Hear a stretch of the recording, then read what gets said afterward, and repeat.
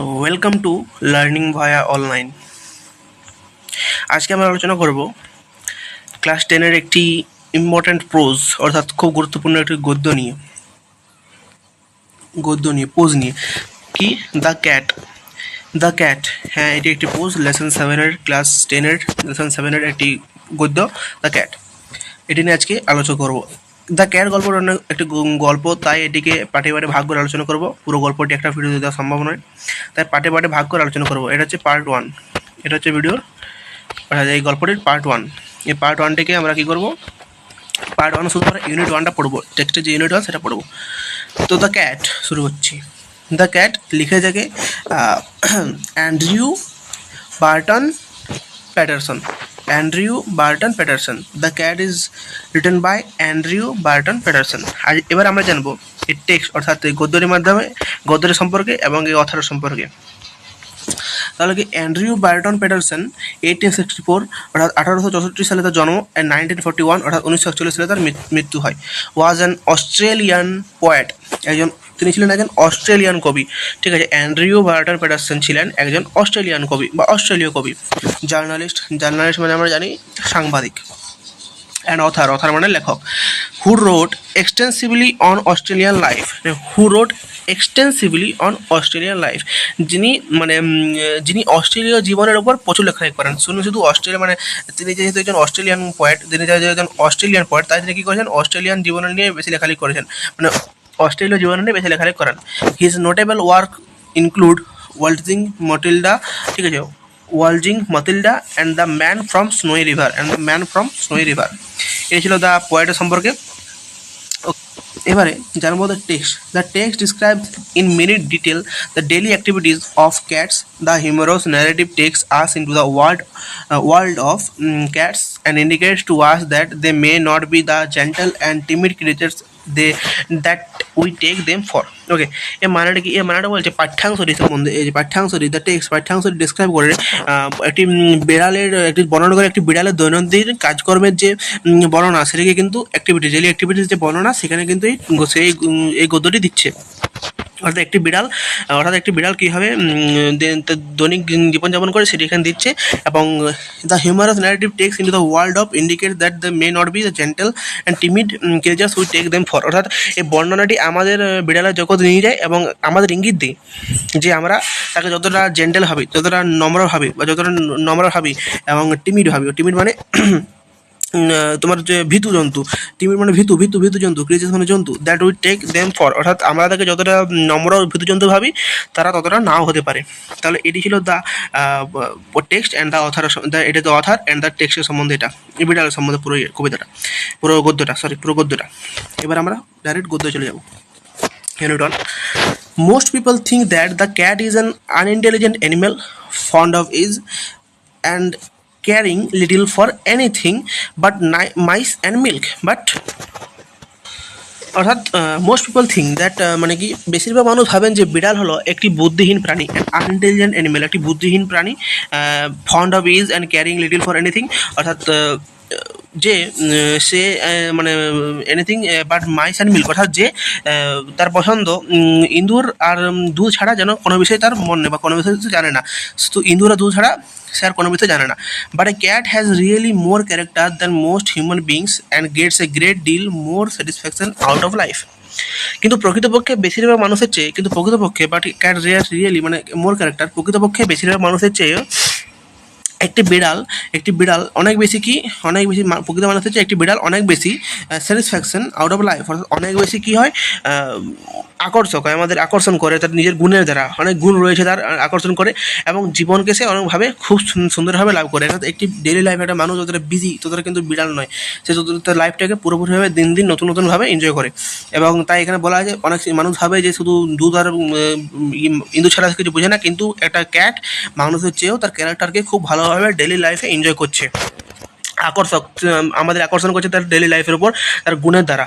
ঠিক আছে, এটা হচ্ছে জোয়ানটা। ঠিক আছে, he or she is an athlete and acrobat and a grim fighter. He or she is an athlete, an acrobat and a grim fighter. অর্থাৎ হি বলি, এখানে আমরা হিকে মানে এখানে আমরা হিকে দিয়ে বোঝাচ্ছে পুরুষকে, পুরুষ জাতিকে, আর স্ত্রী দিয়ে বোঝাচ্ছে স্ত্রী জাতিকে। তাহলে যে হোক, পুরুষ বা স্ত্রী যাই হোক না কেন, সে একজন খেলোয়াড়। অ্যাথলেট মানে খেলোয়াড়। অ্যান্ড অ্যাক্রোবাট মানে কি একজন ব্যায়াম কৌশলী, একজন যে ব্যায়াম করে, ঠিক আছে, একজন ব্যায়াম কৌশলী। অ্যান্ড এ গ্রিম ফাইটার, একজন সাংঘাতিক। গ্রিম মানে সাংঘাতিক যোদ্ধা, ফাইটার মানে সাংঘাতিক যোদ্ধা, ঠিক আছে, গম্ভীর যোদ্ধা। Okay, all day long the cat loves about the house, takes things easy and allows himself to be pestered by the attentions of the people in the house. ঠিক আছে, তাহলে কি বলছে যে all the day long the cat loves about the house. তার মানে কি বলছে যে সারাদিন ধরে সে বাড়ির চারপাশে ঘুরঘুর করে, সারাদিন ধরে সে বাড়ির চারপাশে ঘুরঘুর করে। Take things easy and allows, অর্থাৎ ঘুরু করে এবং যে কোনো পরিস্থিতিকে সে ইজি, ভালোভাবে, হালকা হবে না, ইজিতে নেই। Allows himself to be pestered by the attentions of the people in the house. মানে সারাদিন ধরে সেই বাড়ির চারপাশে ঘুরঘুর করে এবং যে কোনো পরিস্থিতিকে হালকাভাবে নেয়, আর বাড়ির লোকেদের আদর যত্ন দ্বারা সে মানে যে আদর যত্ন দ্বারা কি বিরক্ত হওয়াকে সে প্রশ্রয় দেয়। অ্যাটেনশনস পিপল অন দ্য হাউস মানে বাড়ির লোকের আদর যত্ন দ্বারা বিরক্ত হওয়াকে সে প্রশ্রয় দেয়। তাহলে একটা ক্যাটের সম্বন্ধে প্রথমে কি বলছে, এটা ক্যাট পুরুষ হোক বা স্ত্রী হোক, যাই হোক না কেন, একজন খেলোয়াড়, একজন সাহসী সাংঘাতিক যোদ্ধা এবং একজন অ্যাক্রোবেট, অর্থাৎ একজন ব্যায়াম কৌশলী। তাহলে সে যাই হোক সারাদিন ধরে সে বাড়ির চারপাশে ঘুরঘুর করে এবং বাড়ির লোকের আদর যত্ন দ্বারা বিরক্ত হওয়াকে সে প্রশ্রয় দেয়, ঠিক আছে, এবং যে কোনো পরিস্থিতিকে সে ইজিভাবে নেয়, হালকাভাবে নেয়। Okay, to pass the time away he sometimes watches a mouse hole for an hour or two just to keep himself from dying of boredom. ওকে, মানে কি বলছে যে সময় কাটানোর জন্য সে কখনো কখনো, মানে টু পাস দ্য টাইম, সময় কাটানোর জন্য সে কখনো কখনো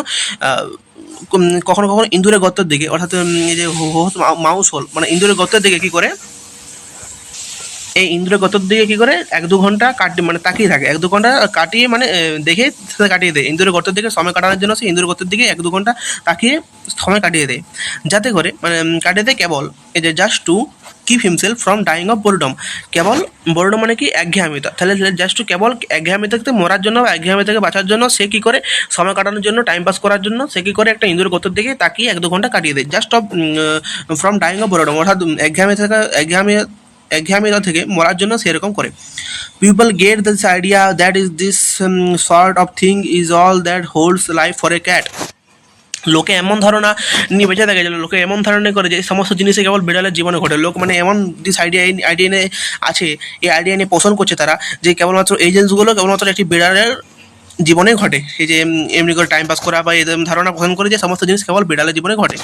but watch him as the shades of evening fall, you can see the cat as he really is. অর্থাৎ লোকে প্রথমে কি বলছে এখান থেকে, লোকে ভাবছে যে এইসব এই ফালতু জিনিস বা টাইম পাস করার জিনিস শুধু বিড়ালের কাছে আছে, তারা ভালোভাবে টাইম পাস করে, ঠিক আছে, কিন্তু but watch him as the shades of evening ফল।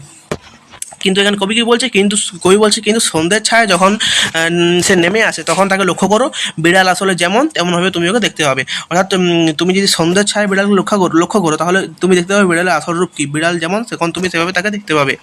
কবি তাহলে এটা বলেছে। অর্থাৎ মানুষ কী ভেবে নিয়েছিল, মানুষ ভেবে নিয়েছিল যে বিড়াল একটা মানে টাইম পাস করার জন্য এদিক ওদিক ঘুরে বলে একটা, ঠিক আছে, এদিক ওদিক শুধু ইঁদুর এবং দুধের দিকে সে লোভ যায়। কিন্তু কবি বলছে তুমি এসব কথা বাদ দিয়ে যখন সন্ধ্যের ছায়া নেমে আসবে তখন তুমি বিড়ালকে লক্ষ্য করবে, তুমি তার আসল রূপটি কী করবে দেখতে পাবে। এখান থেকে এতটা হচ্ছে আজকের পার্টে পড়ানো হলো ইউনিট 1 এর যেগুলো ওয়ার্ডনেস দেখানো, ক্যারেক্টার মানে পার্সোনালিটি মানে আমরা সকলে জানি মানে ব্যক্তিত্ব।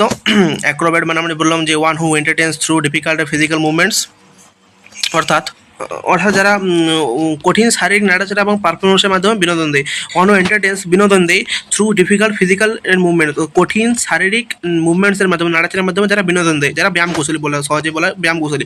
গৃহ মানে যে সিরিয়াস, যে সবসময় গম্ভীর থাকে, গম্ভীর মোড়ে থাকে, সিরিয়াস ভয়ঙ্কর মোড়ে থাকে, ঠিক আছে। তাহলে এগুলো হচ্ছে ওয়ার্ড মিনিংস এবং এটি ছিল আজকের ওই ইয়েটা কী বলে দ্য ক্যাটের ইউনিট 1টা পড়ালাম। দেখা হচ্ছে পরের পার্টে, ততক্ষণের জন্য এই ভিডিওটাকে সম্পূর্ণ দেখো। কোথাও কারোর বুঝতে হলে কমেন্টে জানাও, এবং যদি কোথাও বুঝতে অসুবিধা অবশ্যই কমেন্টে জানাবে। ভিডিওটাকে সম্পূর্ণ দেখো, আশা করি কোনো অসুবিধা হবে না। আজকের মধ্যে এখানে শেষ করছি, দেখা হচ্ছে পরের পার্টে দ্য ক্যাটের। ওকে, রাখছি। ততক্ষণের জন্য ভালো থাকো, সুস্থ থাকো এবং পাশে থাকো।